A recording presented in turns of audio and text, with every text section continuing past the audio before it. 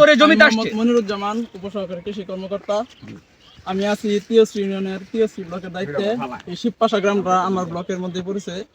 তো যখন ওই আমন ধান কাটার শেষ হইলো বা আমন ধান কাটার সময় হইলো, তখন আমরা একটা এখানে মিটিং করি। এখানে স্থানীয় কৃষকদেরকে নিয়ে একটা মিটিং করি। আমি উৎসাহী যারা কৃষকগুলো আছে তাদেরকে নিয়ে একটা তালিকা করি।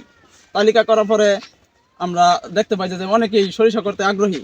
তো গত বছর এখানে মাত্র 3 কাঠা জমি, আর ওই পাশে 3 কাঠা, এই 6 কাঠা 2 বিঘা জমি সরিষা চাষ হয়েছিল। তো এই বছর কৃষকরা সবাই আগ্রহী। এরপর আমরা প্রণোদনার মাধ্যমে কয়েকজন কৃষককে বীজ দেই।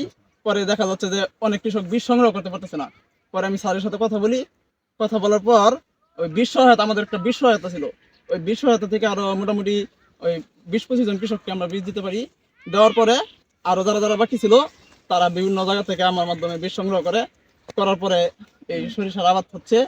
আমরা আশা করতেছি যে সরিষার যে ফলন মোটামুটি প্রায় প্রত্যেক কাঠায় 2 মণ করে সরিষা হওয়ার সম্ভাবনা আছে।